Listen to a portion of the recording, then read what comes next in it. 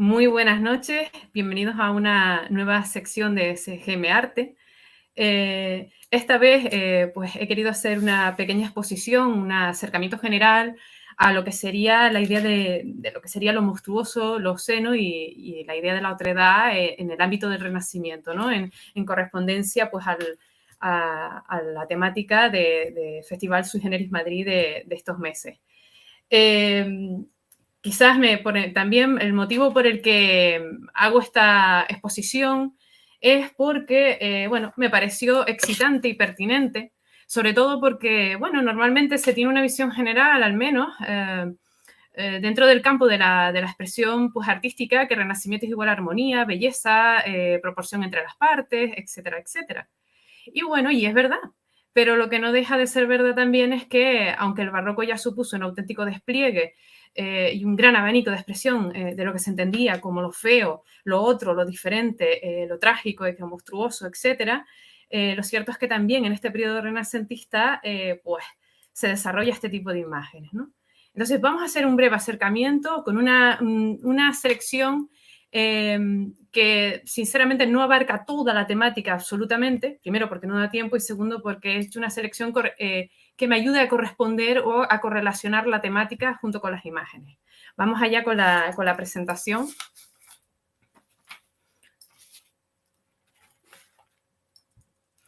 Bueno, de lo monstruoso, lo obsceno y la otredad en el Renacimiento.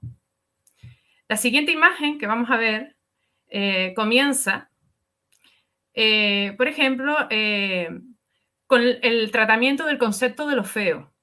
Es verdad que en el Renacimiento, sobre todo, una de las grandes temáticas que se explotan son, por un lado, la temática de tipo religioso y, por otro lado, también la temática de tipo pues, de la mitología grecolatina.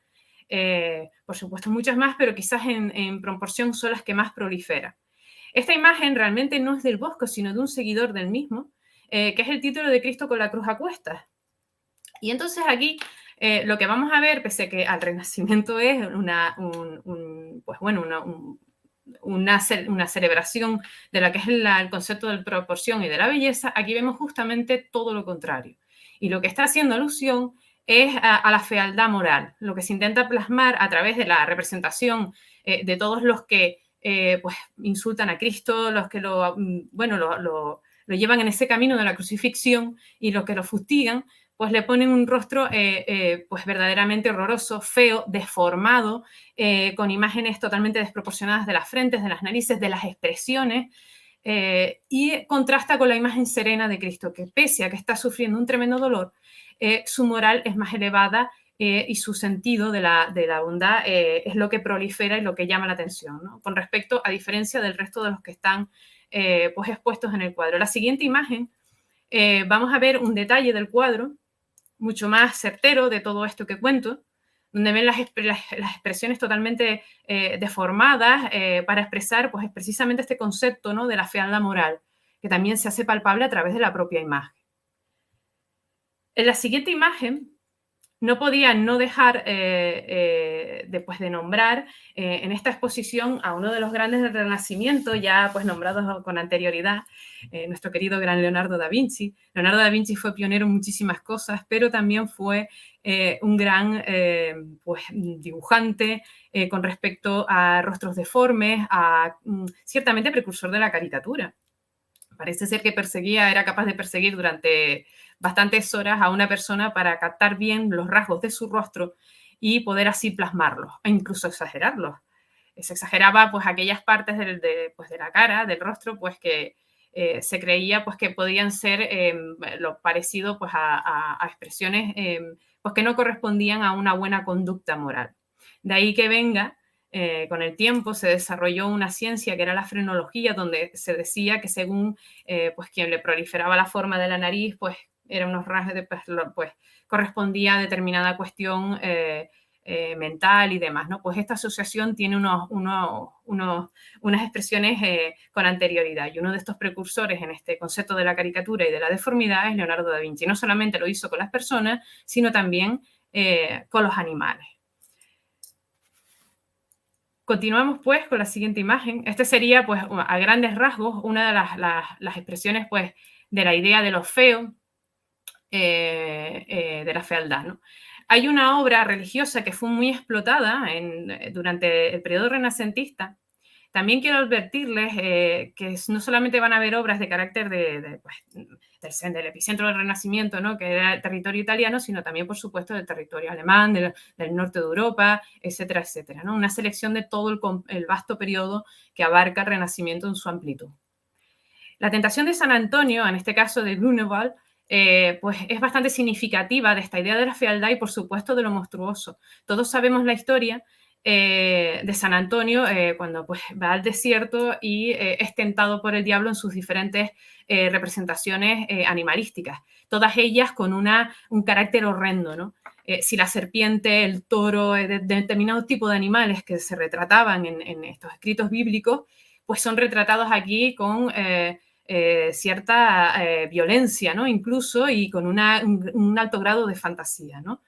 Se mezcla con un poco el humor grotesco, ya que uno de ellos tira del pelo al santo, hay nada más, bueno, feo y grotesco, ¿no?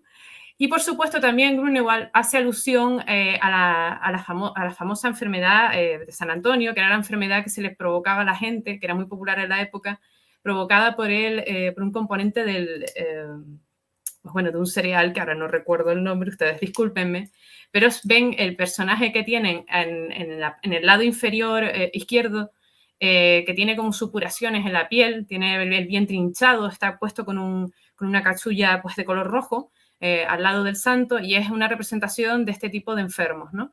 Los antonianos eran los que se encargaban, los monjes que se encargaban de cuidar a las personas que estaban pues convalecientes de este tipo de enfermedad, ¿no? Y esa obra alude precisamente a ello, ¿no? Aquí vemos esa confrontación entre lo monstruoso, lo feo, con parte de la realidad histórica y mezclado pues con las historias bíblicas. En la siguiente imagen,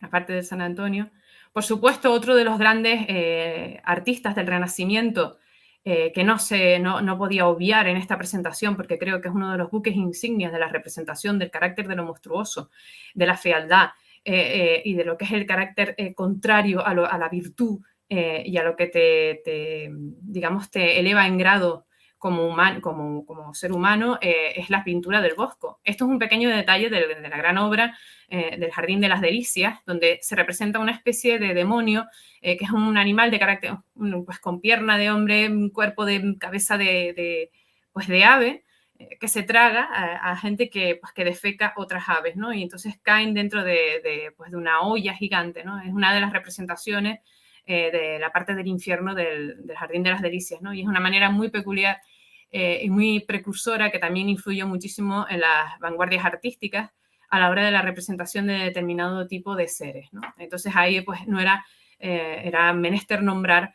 por supuesto, al Bosco, pintor, por otro lado, del que Felipe II fue en especial admirador.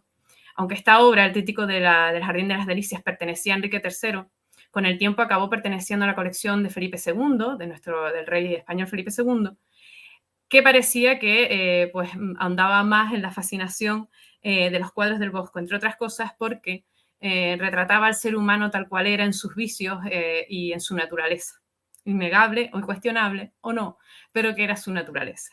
En contraposición, en aquel momento, a las obras del Greco, que era especialmente religioso. Increíble, pero bueno, pues ahí tienen la anécdota. En la siguiente imagen, por supuesto, en este concepto y siguiendo dentro del Jardín de las Delicias del Bosco, que da para mucho, pues he querido también poner fragmentos, esos fragmentos del infierno, como por ejemplo, donde retrata muy bien los vicios, el juego estaba prohibido. De hecho, me estoy acordando que históricamente siempre por la Iglesia estuvo prohibido la idea del juego, ¿no? Aquí se presentan unos juegos que eran típicos de la época y que incluso han llegado hasta nosotros, pero también quiero aportarles o recordar que cuando comenzó el juego del ajedrez tampoco se veía con muchos buenos ojos y que estuvo durante un tiempo, incluso anterior al Renacimiento, bastante prohibido por parte de la Iglesia. De hecho, el juego siempre se aludía también a que era pues, algo que puede distraer la mente del creyente. La imagen que tienen debajo a mí también me prestó a confusión porque parece pues, bueno, la vestimenta típica de una monja. Y en realidad es un cerdo que le está dando un beso a una persona que está verdaderamente enferma. De hecho, su tez pálida y su cuerpo pues empieza a degradarse. Hay una hoja como un documento, y es que parece ser que alude a una costumbre que había en la época del Bosco, de mujeres pues de cierta pues, de calibre económico, ¿no? De cierta pues, buena posición social, que solían acudir a estos pues, a lugares donde estaban pues, pues, las personas moribundas, ¿no? Y bueno, pues en su lecho de muerte les hacían firmar un papel que era como para cederle las herencias y sus pertenencias a, pues bueno, al primero que llegase y le pedía la firma de la herencia, ¿no? Parece ser que era una costumbre de la época, por lo que apuntan algunos documentos, no sé si esto es verdad del todo, y que esa vestimenta que nos recuerda que parece la de una monja era la vestimenta propia de las mujeres de, pues bueno, de la población donde vivía el Bosco y del periodo, ¿no? Entonces, bueno, vemos el carácter de los vicios y de los pecados trasladados, la avaricia, el juego y, por supuesto, no como no plagado de la monstruosidad y esos monstruos tan peculiares, únicos y originales de la obra de este pintor. En la siguiente imagen, continuando, he querido pues hacer una sección dedicada pues a lo que yo llamaría el horror de la muerte. La muerte da para mucho y porque por supuesto fue uno de los grandes discursos temáticos a lo largo de toda la historia del arte, no solamente del Renacimiento, sino por supuesto también de la Edad Media, cómo no, y en su máximo apogeo, sobre todo cuando ya en pleno acto en el Barroco. De hecho, una de las vanitas, las danzas de la muerte, la leyenda de los tres vivos y los tres muertos son temáticas que explotan a lo largo pues, de toda la historia, ¿no? Para pues recordarle pues al fiel dónde tiene que obrar y que debe de tener una vida virtuosa, ¿no? Y para recordar que este cuerpo, tan solo este cuerpo, es solamente cuerpo, carne, y que lo que verdaderamente predomina es el espíritu. Pero vayamos al centro de la imagen. He querido poner en contraposición una obra típica del Renacimiento, por supuesto un fragmento, que son las Tres Gracias en la Primavera de Sandro Botticelli, ¿no? Artista del Renacimiento por excelencia, uno de los grandes ejes del primer Renacimiento italiano. Desde luego, las Tres Gracias son plasmadas con gracia, con belleza, con armonía, como se entendía en el Renacimiento. Y en contraposición he querido poner Las Edades y la Muerte de Hans Baldung Grien de 1541, porque él lo que hace es una contraposición a aquello que eran las virtudes. Entonces, la contrapartida de las Tres Gracias, él las interpreta en esta obra que pudiera interpretarse también como unas vanitas por la aparición de la muerte. Y ya no es tan brillante como aparece en Sandro Botticelli. Ahora ya la imagen se torna más desagradable y más horrorosa, incluso más deforme. Y es que contrapone la belleza de la juventud, que está indisolublemente unida a la vejez, porque la belleza es efímera, la juventud es rápida, acaba rápido, y por supuesto la vejez que está abrazada a la muerte. No hay nada, en nuestras etapas de la vida no hay cuestión cronológica más cercana a la muerte que la propia senectud. Y la muerte la retrata como un auténtico cadáver putrefacto, donde se le caen ya los pelos, donde tiene la piel casi ya pegada a los huesos, y demás. En esto, Hans Baldung es bastante interesante porque recoge una herencia de la Edad Media, pero también va a unir a otra cuestión que aquí voy a exponer. Y digamos que es una transición a lo que luego va a pasar en el Barroco, y en el Barroco la muerte está retratada literalmente como un esqueleto limpio de carne podrida, ¿no? Tiene su simbología, por supuesto, la muerte pues, con el reloj del tiempo, y por supuesto esa lanza rota junto al niño, al bebé, que puede ser tiene una ambivalente interpretación. Por un lado, en los niños, que al fin y al cabo son la celebración de la vida, desafío a la muerte, ¿no? Cuando nace la vida, pero al mismo tiempo también están indisolublemente unidos a la muerte. Y por supuesto el búho, que en la cultura alemana, en la representación de artística de la cultura alemana, lo veremos también en el siglo XIX con Gaspar David Friedrich, el búho, que es símbolo de la muerte y también de la sabiduría, está muy presente en las obras artísticas del periodo alemán.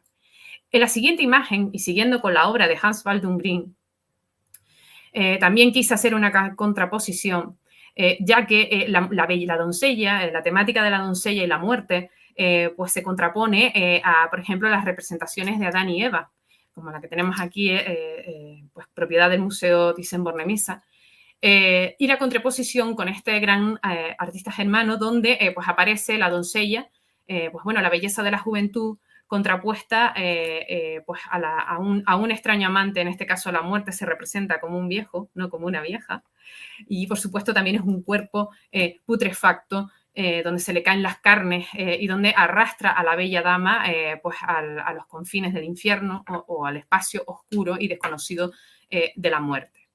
Verán que hay un detalle, si se fijan, la doncella parece ser que se le cae su ropaje, ¿no?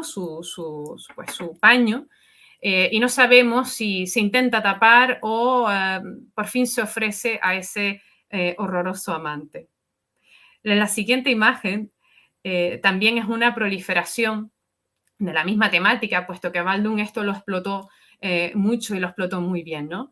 La muerte como un personaje totalmente recién sacado pues de 4 o 5 días después de haber estado en una tumba putrefacto ya pudriéndosele las carnes, pues en un lado pues arrastrándole de los pelos a la doncella y por otro lado la mítica representación de lo que sería el beso de la muerte. Y por supuesto en esos paños pues, donde ella pues se entredeja ver las partes pudendas y donde hay una ambigüedad. No se sabe si se ofrece, si se oculta. Eso sí es algo que siempre Hans dejó a la libre interpretación, o por lo menos a los ojos de nuestro siglo.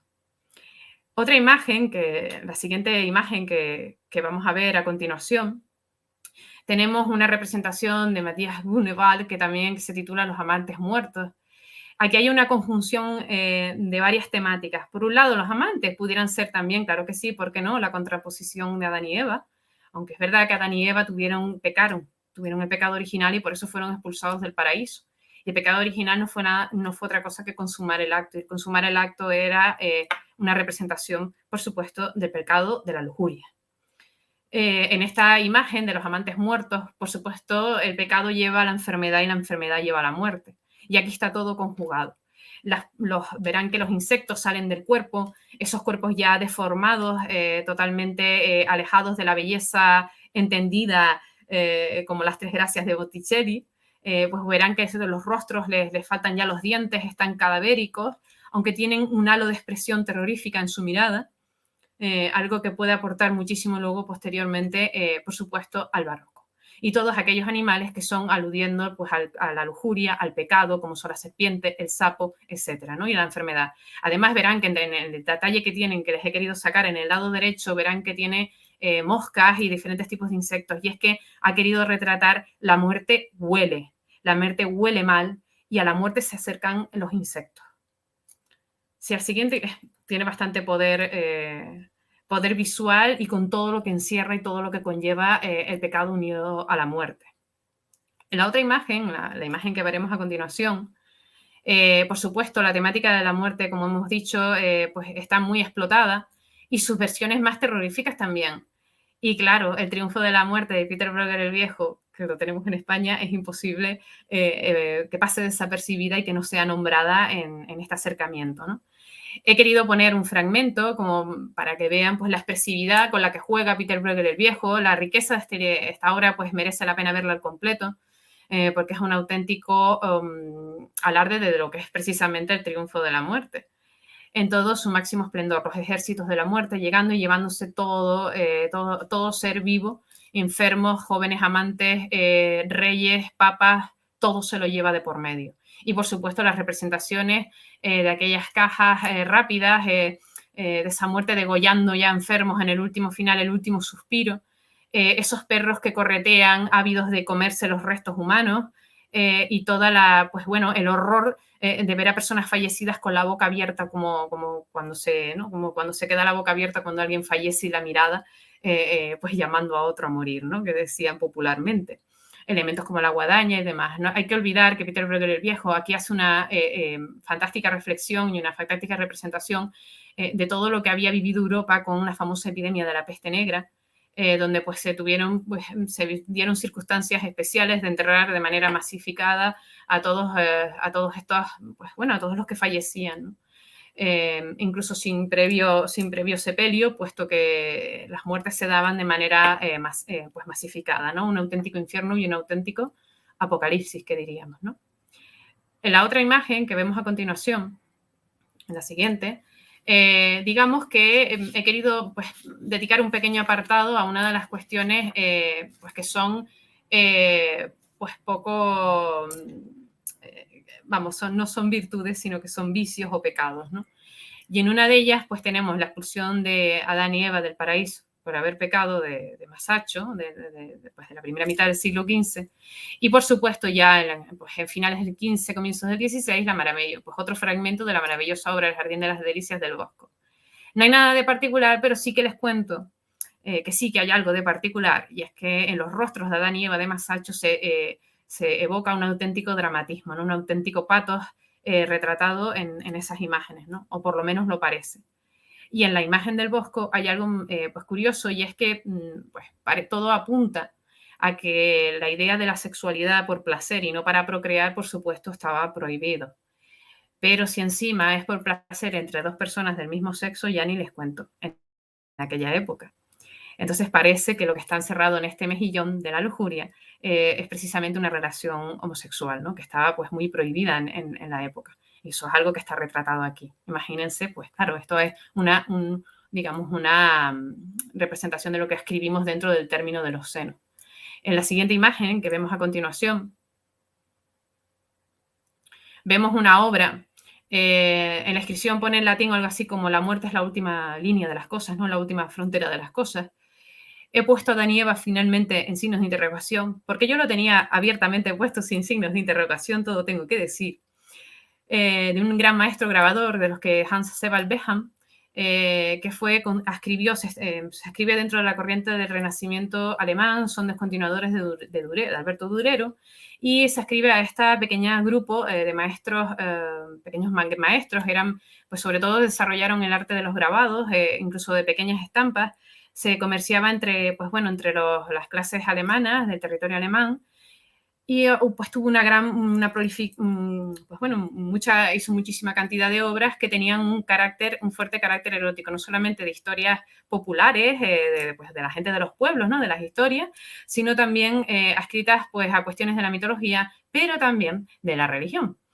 Y lo que me llevó a confusión es que pues hay en sitios pues te ponen representado a Adán y Eva, y en otros sitios te dicen que, hombre, amantes jóvenes, pues, en un acto auténticamente lascivo y obsceno, como es la masturbación mutua, ¿no? Y la muerte, pues, que los abraza detrás, ¿no? Y es que ciertamente parece muchísimo a un grabado del mismo autor donde está Adán y Eva junto al árbol de la sabiduría, y el árbol de la sabiduría no es más que la propia muerte y el esqueleto de la propia muerte convertido en ramificaciones del árbol. Es muy interesante la obra de este autor, porque precisamente en este periodo ver a una dama masturbando abiertamente pues, a su amante, ya sea Adán o sean quienes sean, es lo de menos, lo impactante y perturbador en el periodo, lo llamativo a nivel erótico, es por lo explícito de la imagen, ¿no? Y esto se da en el Renacimiento. Con la siguiente imagen, si continuamos, por supuesto, pues culminación del carácter de la lujuria y de los senos lo tenemos en la famosa obra de Il Modi, donde pues, en la segunda edición Pietro Aretino hizo los famosos sonetos lujuriosos, una primera edición que la Iglesia se encargó de destruir. Estas son imágenes, creo que son de Carrà, que si mal no me falla, si mal no me falla la información, ustedes discúlpenme, pero es que hubo varias ediciones, porque una la destruyó la Iglesia, y en la segunda edición se conserva algo y nos ha llegado hasta nuestros días, ¿no? Entonces esta es del autor Carrà, posterior, donde se hacían los diferentes modelos de práctica sexual y donde se muestra abiertamente. De hecho, tiene mucha gracia que algunas debajo pues ponen Júpiter y Juno, ¿no? Bueno, pues aludiendo a conceptos de la mitología como, digamos, disfraz para retratar realmente lo que era el acto sexual, ¿no? Estas ideas del erotismo, estos primeros, digamos, atisbos de pornografía, por decirlo de alguna manera, los tenemos también aquí en cierto desarrollo en el periodo del Renacimiento, ¿no? Acá, al fin y al cabo, los placeres carnales, los placeres de la sensualidad, es una temática que también se da en cierta medida en este periodo y es muy, muy interesante, también por las corrientes filosóficas que apoyan esta idea. En la siguiente imagen, y ya, pues digamos, pasando de los senos, vamos a pasar a un tema tabú, terrorífico, que estaría dentro de ese concepto de la fealdad moral, de lo monstruoso también, como es la temática de los ahorcados, dos ajusticiados por bueno, y condenados a morir en la horca, por ejemplo. Y bueno, lo he querido titular, pues irónicamente, y Judas desesperó, porque si hay un tema tabú incluido es el tema del suicidio dentro de la cultura occidental. De hecho, hoy en día sigue siendo algo tabú, ¿verdad? La historia de Judas, pues todos los recordamos, que cuenta la Biblia que Judas pues traicionó a Jesucristo por 30 monedas. Y Judas, en la desesperación, porque no hallaba la misericordia, pues desesperó. Y desesperó, se ahorcó. La desesperación es uno de los vicios en contra de las virtudes. Una de las virtudes es la paciencia. La desesperación es lo contrario. Y, pues, por ejemplo, Giotto pues lo retrató siendo uno de los autores precursores del Renacimiento, de ese primer Renacimiento, de ese proto-Renacimiento, lo retrata muy bien. Y la manera de retratar la desesperación, cómo no, iba a ser con la figura de un ahorcado ahorcada. Y eso hace alusión directamente que el prototipo era en la historia de Judas. Judas que traicionó a Jesucristo y condenó. Hay dos versiones de la historia en la propia Biblia, una de esa, creo recordar, de San Mateo y otra de los Hechos de los Apóstoles. Y es que por un lado te cuentan que Judas se suicidó ahorcándose y otra que Judas, pues con esas monedas compró un campo donde cayó de cabeza, se partió por la mitad y se le esparcieron las vísceras. Vamos, algo muy gore, ¿no? Para la época. O algo que puede suscitar bastante temática cinematográfica. Y me pareció fascinante cómo lo retrató Giovanni Canavesio en torno a 1491 a Judas ahorcado. Es terrorífica la imagen. Si se ve en el rostro de Judas, pudiera anticipar pues muchísimas temáticas, pues me atrevo a decir que incluso del expresionismo. Es totalmente terrorífica la imagen, ¿no? Pero vemos a un Judas ahorcado que además tiene las vísceras sacadas y hay una especie de demonio, de diablo que le saca a un niño. No le están practicando una cesárea. Era la manera que tenían de representar al alma de Judas que se lo lleva al diablo.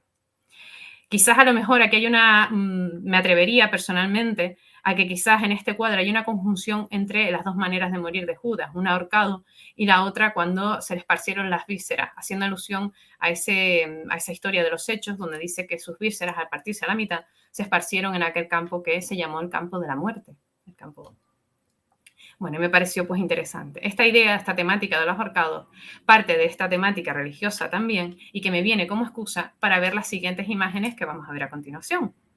Y es que, por supuesto, la temática del ahorcado fue algo muy, aunque parezca que no, está muy presente en los frescos de las catedrales y de las iglesias pues bueno, ¿no? Del territorio italiano, como por ejemplo vemos esta obra de Pisanello, que es la historia de San Jorge y la princesa en Verona, y donde pues aunque ustedes no lo ven en la primera imagen, la imagen que tienen en la izquierda, ¿no?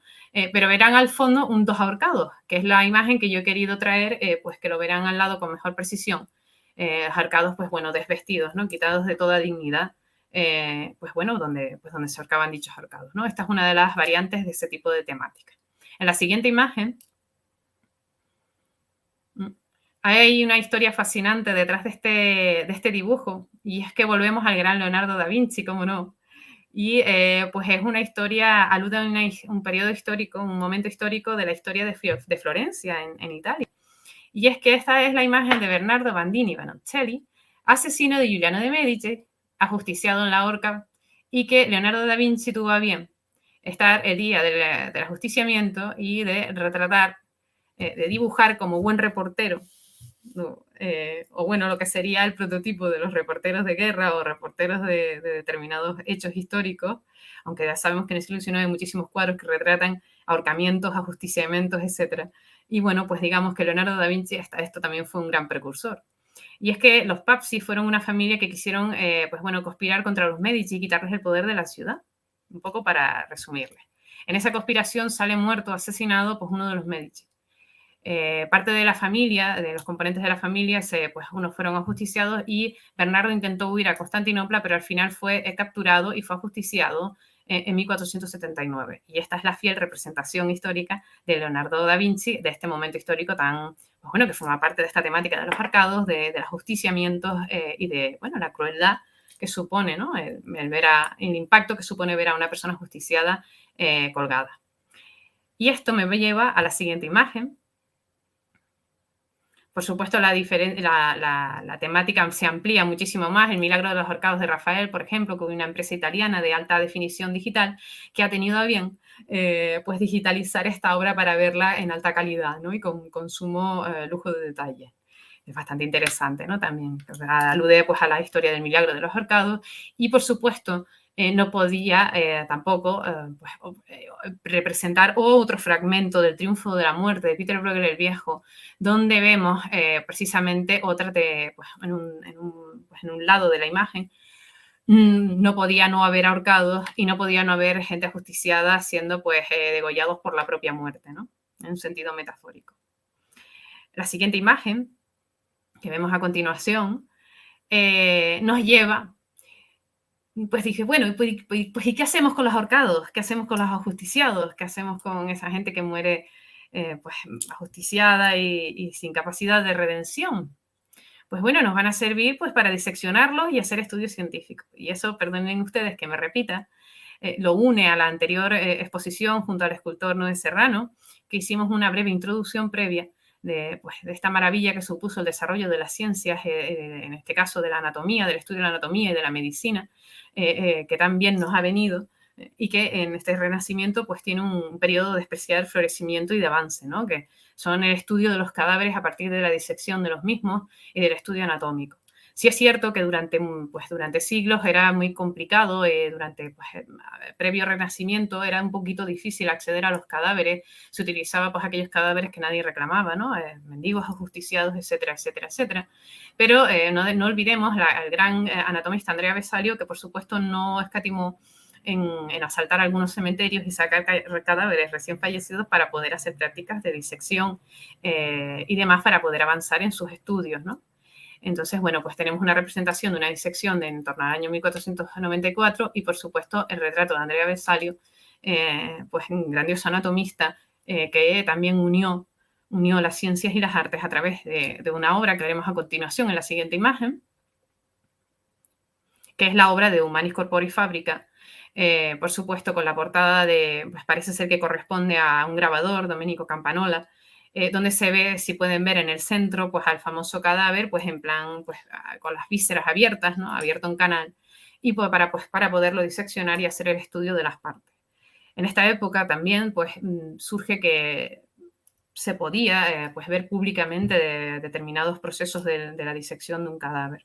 Esto estaba pues iniciándose y bueno, era todo un estudio dentro de los campos de medicina, ¿no? Y de los estudios de anatomía del norte de Italia.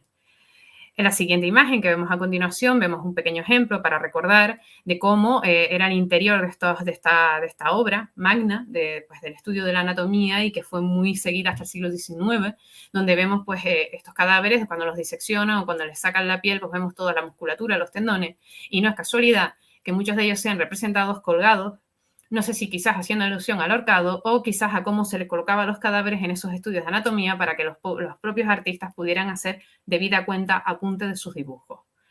De hecho, esto hace que se unifique la labor de los artistas a favor de los científicos también a favor pues del arte, ¿no? De hecho, la siguiente imagen, toda esta conjunción de relación del arte con la ciencia y viceversa, lo vemos muy bien representado en esta obra que representa precisamente a Miguel Ángel Buonarroti tomando debido apunte de un cadáver que está siendo diseccionado por parte de las clases de medicina. Es impactante, ¿verdad?, ver el cadáver, pues parte desollado, parte no, y la cabeza pues casi ya hecha, convertida en un auténtico esqueleto, ¿no?, donde pues se han aprovechado de las partes. En la siguiente imagen, pues, siguiendo con este hilo, por supuesto, si aprovechamos los cadáveres y los diseccionamos y aprovechamos sus partes, ¿verdad? Mientras que hay los restitos que aprovechan los perros que están debajo para comérselos, pues tenemos la piel desollada. Claro, hay que sacarle la piel al cadáver para verle la musculatura. Y como excusa de representación, por supuesto, tenemos la famosa historia del gran Martín San Bartolomé, que fue pues martirizado, desollado vivo. Y que Miguel Ángel Buonarroti en la Capilla Sistina pues retrató de manera magistral esa piel de San Bartolomé cayendo, que precisamente el propio San Bartolomé sostiene con su mano su propia piel. Tampoco es casualidad que dentro de estos, en su correlación temática, En estos tratados de anatomía que surgieron a raíz del de Andrea Vesalio, incluso anteriores, se aluda a esa historia de San Bartolomé para retratar esos cuerpos, las partes de la musculatura y esa piel de San Bartolomé cayendo, como es la imagen que ven al lado. Esta es una imagen atribuida a Gaspar Becerra, Historia de la composición del cuerpo humano, del anatomista español Juan Valverde Almusco, de la segunda mitad ya del siglo XVI, ¿no? Ahí a mediados del XVI. Por supuesto, la siguiente imagen tiene bastante fascinación porque es bastante perversa, siniestra incluso, ¿no? Para ser, bueno, ya es un renacimiento ya un tanto manierista, ya pues estamos acercándonos en el carácter de la expresividad y demás a lo que es el barroco, es un periodo de transición, bueno, donde ciertos equilibrios ya pues interesa más la expresión que otra cosa.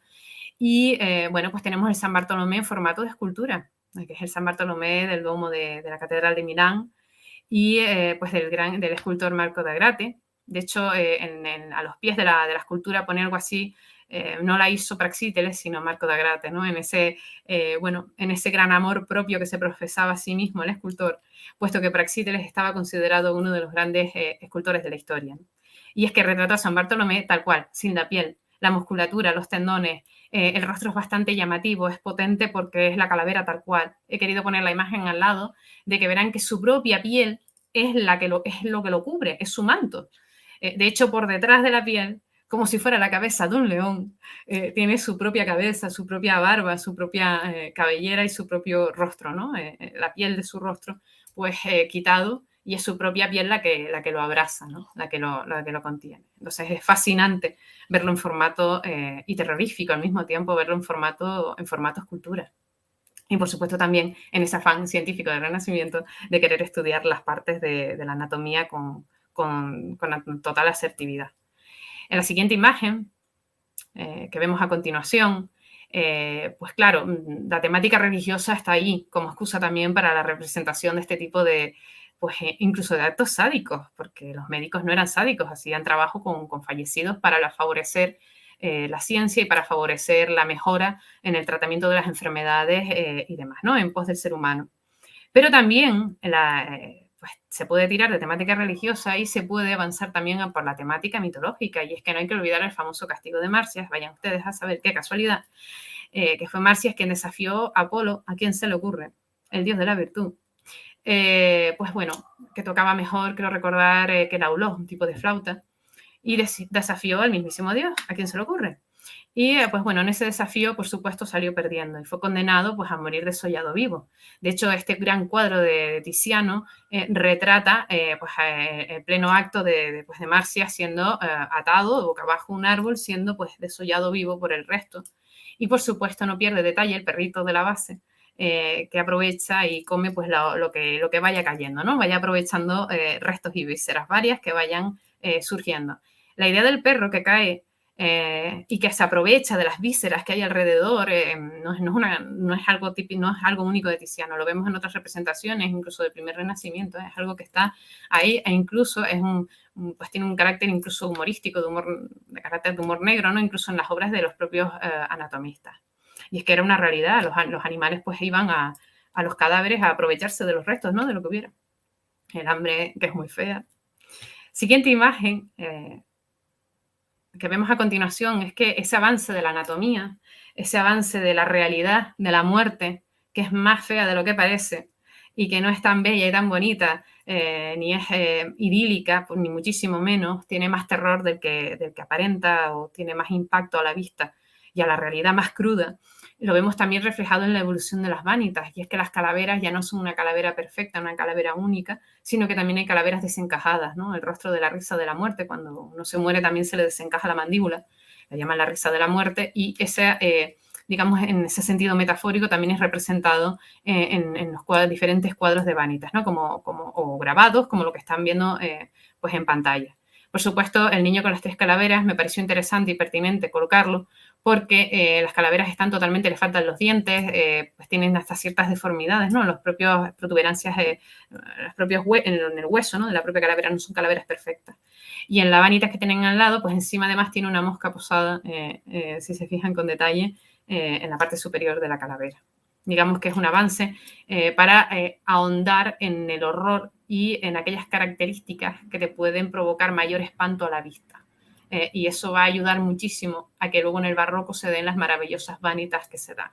En la siguiente imagen, y siguiendo, por supuesto, en esta línea, aunque es un autor que está a caballo entre el manierismo y el barroco, no es tanto del Renacimiento, pero sí que me ha parecido pertinente colocarlo para que vieran la evolución de este concepto de la calavera que les cuento, de ese sentido de lo putrefacto, de ese sentido del propio horror, de la propia realidad. Ni siquiera hay que aludir a monstruos mitológicos, ni siquiera a monstruos pues ciertamente creados, ¿no?, por la imaginación del artista también y por la cultura popular, sino que la propia realidad a veces es más terrorífica y lo vemos en la propia muerte. Era algo muy típico del Renacimiento también hacer los retratos de las bellas damas y de caballeros apuestos pues, de la nobleza, ¿no?, y pues, de las clases pudientes que podían hacer este tipo de encargo, que eran los famosos retratos en su pleno estado de juventud, pero en el reverso del retrato se les retrataba sus propias vanitas para que recordaran el verdadero sentido espiritual de la existencia, ya que estamos en un estado también especialmente religioso, no lo olvidemos.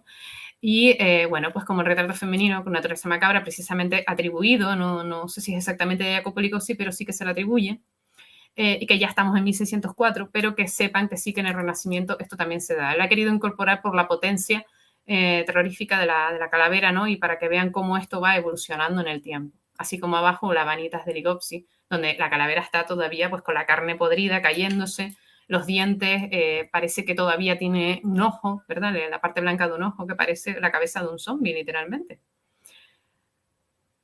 En la siguiente imagen, en el siguiente pues segmento, no he querido dejar de tratar aquellos cuadros que aparentemente pues parecen no tener nada de particular, pero sí que en la temática ya se va viendo, ya va apuntando cierto grado de siniestro y de perverso, porque mientras en el primer periodo del Renacimiento la Judith Holofernes era una heroína épica, por ejemplo, en el caso de la mujer, pues Judith pues, salvó a su pueblo pues, del horror de caer bajo el dominio del propio Holofernes, ¿no?, que había invadido su pueblo. Y es Judith quien una noche pues, lo emborracha y le corta la cabeza. Judith estuvo durante muchísimo tiempo vista como una heroína épica, una dama virtuosa, un ejemplo a seguir, porque defendió a su pueblo, pero eso poco a poco, con el tiempo, se va transformando en lo que luego veríamos en el siglo XIX desembocando en aquellas Judith fatales junto con Salomé y compañía. Y en este caso, pues la Judith de Lucas Crana, pues ya aparece una dama, está retratada como una dama de reza, pero ya la mirada de la dama y ya la cabeza del Holofernes cortada con esa parte de la sangre y demás ya apunta a ciertas connotaciones que marcan una cierta transición. De hecho, la siguiente imagen es la Judith Holofernes de Giorgione, y es lo que ya apunta lo que yo les estaba comentando. Y es, ya no tiene la cabeza de Holofernes pues en sus manos, sino que además la está pisando. Y aquí Judith, lejos de parecer una dama virtuosa, ya empieza a parecer otra cosa, puesto que nos está enseñando toda la pierna. Y ya hay cierto grado de, pues digamos, hay un alto componente erótico y un alto componente de perversidad por parte de la propia Judith, ¿no?, tal y como la retrató Giorgione en este obra, ¿no?, en este cuadro. Y entonces eso son esos pequeños detalles que van marcando el proceso de transición a una temática pues un poco más vista Judith de una manera alternativa y tenebrosa, contrario a la idea de la dama épica y virtuosa. Y de esto pues tenemos muchísimas temáticas, pero he querido traer estos ejemplos. Siguiente imagen, en este pues halo de mujeres perversas que siempre llevan en su esencia el grado de pecado pues trasladado pues a la lujuria y demás, y pues bueno, pues, al pecado de la lascivia, de la atracción de los cuerpos y demás. También tenemos esta representación de las tentaciones de San Antonio, otra, porque las tentaciones de San Antonio también fue una temática bastante explotada en este periodo y en el siguiente. Es una obra de William de Kock, de 1500 circa 1520, donde el demonio, recuerden que San Antonio pues, fue tentado por el demonio en el desierto y pues se vino representado de diferentes maneras. Y aquí la manera que tienen de representarlo es a través de mujeres bellas. Y es que el diablo puede venir representado a través de una mujer bella, ¿no? la belleza femenina que atrae al hombre y que lo hace pecar, ¿no? Pecar a través del pecado de la lujuria, aunque la obra realmente está haciendo alusión a la castidad del santo. Y ahí tienen la contraposición, ¿no? Entonces el diablo puede venir, no venir como un monstruo, como algo horroroso, sino también como una dama auténticamente bella e irresistible. En la siguiente imagen, por supuesto, una temática, y yo creo que con esto vamos a finalizar este breve acercamiento a estos conceptos y a estas ideas, es la idea de cómo se construye o cómo se plasma el diablo y cómo se plasma el mal dentro de la pintura y, por supuesto, de este periodo, y cómo se plasma la idea de las brujas. La idea de las brujas también está asociada a la idea de la fealdad de la mujer o también al engaño, porque la bruja también se puede transformar en una mujer bella que te succiona, que te lleva al peligro, ¿no?